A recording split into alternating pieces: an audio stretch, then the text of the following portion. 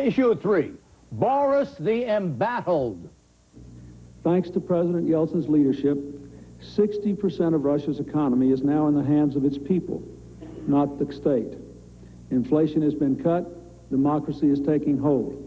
Russian President Boris Yeltsin is in the political battle of his lifetime. In just 2 weeks, on June 16th, Russian voters go to the polls to choose a new president. 11 candidates are running for the Kremlin's top job, but only 2 are at the top in the polls. Incumbent President Boris Yeltsin, a reformer, and neo-communist Gennady Zyuganov, a revanchist, are both locked in a two-way race. The West views Yeltsin as most likely to keep Russia on a democratic path. Zyuganov, on the other hand, may lead Russia backwards to the old days of Cold War confrontation. If neither man wins more than 50%, a runoff election will be held. Zyuganov is an unabashed Marxist whose campaign themes harp on the pain of the present, as opposed to the glory days of the now dismembered Soviet Union.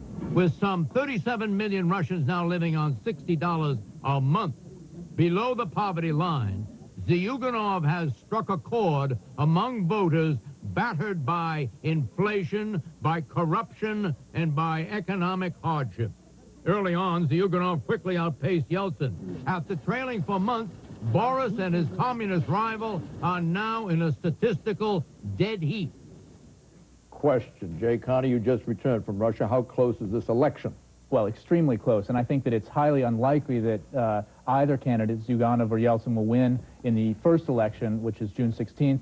They'll probably, one has to clear 50%, that won't happen, there'll be a runoff, and that's the true test, because Yeltsin needs all the anti-communist forces to coalesce behind him. The problem is, he's got so much blood on his hands with Chechnya. The youth of Russia, you talk to them, they have no interest in Zyuganov for the most part. They have no interest in communism, but they hate Yeltsin. They hate what he's done, and they could sit on their hands and prevent him from winning. Is it a statistical dead heat now, and can these polls be trusted? And if they can't be trusted, who's being favored, Yeltsin or Zyuganov? Well, I think the polling is independent for the most part, but they're wildly ranging over the map because there are different ways of doing them. If you poll by phone, a lot of Russians don't have phones, and only wealthy Russians have phones. So they'll be more likely to support Yeltsin. You speak Russian? I do. Did you travel with Zyuganov? I traveled with him. It was fascinating, John.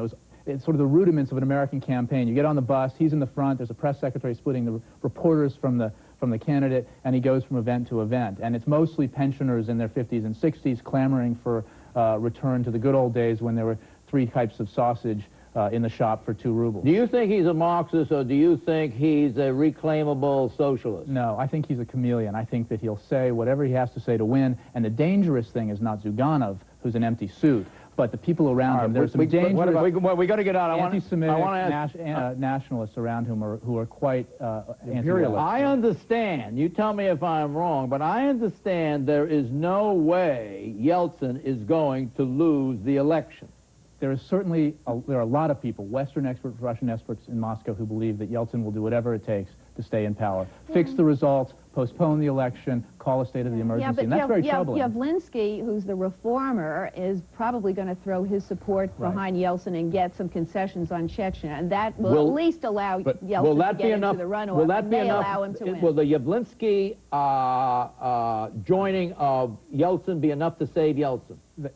They don't know. They don't know. Okay, give me the quick rub-off on the U.S. political scene if Yeltsin goes down and Russia goes to well, if Zyuganov wins, I think it makes it look like a more dangerous world. The fact is, even with What's Yeltsin, it do to Clinton? I don't think it helps him.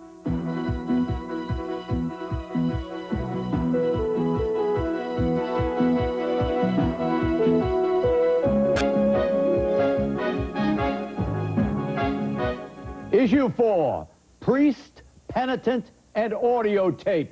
These events chronicle a blatant violation of the sacrament and a direct threat to the practice of our religion. The confession booth was wired.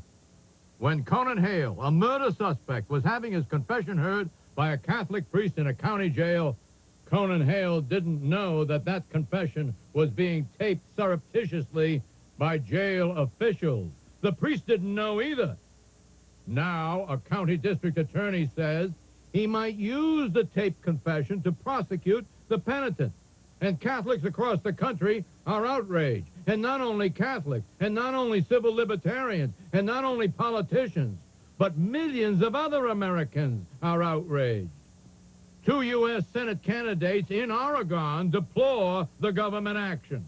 And it is absolutely and fundamentally wrong for the state to intrude in this chain of privileged communication between man and God. Those who condemn the taping say that confession is an absolutely confidential, sacred right, one that Oregon and every other state recognizes as privileged communication between priest and penitent.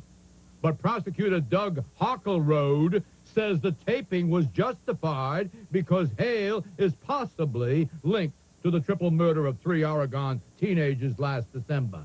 Hale is so far charged only with burglary and theft. Catholic officials have demanded that the tape be destroyed. Question, is the prosecutor justified in invading the traditional sanctity of the confessional in a quest to solve a horrible crime? Eleanor Clift. This is going to be decided on a narrow legal question. This wasn't a confession booth. This was a jail, which has a sign that says that all conversations are monitored. We have separation of church and state in this country.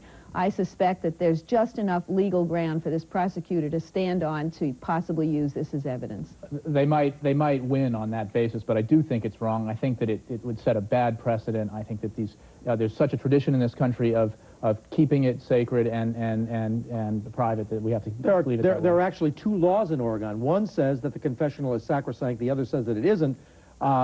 My guess is that it will be declared sacrosanct. What do you think? Well, the Constitution guarantees the First Amendment for free exercise of religion, and my sense is that this works against it. I think it might not go.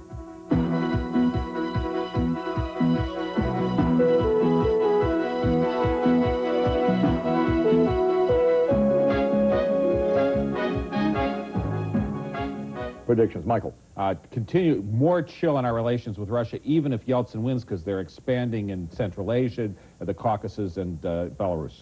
Eleanor. If Zyuganov wins, Dole campaigns for higher defense spending, especially a missile defense system. Yeltsin nudges Zyuganov in the first round, and they go to a second round of elections. And Yeltsin wins? Can't say. Although the Republicans have never cared much about human rights in China before, they're going to attack Peter Knight, the Clinton-Gore chairman, for his lobbying on behalf of Beijing. Any law that Congress may pass this year that throws cold water on same-sex marriages will be signed by Bill Clinton. No veto. Bye-bye.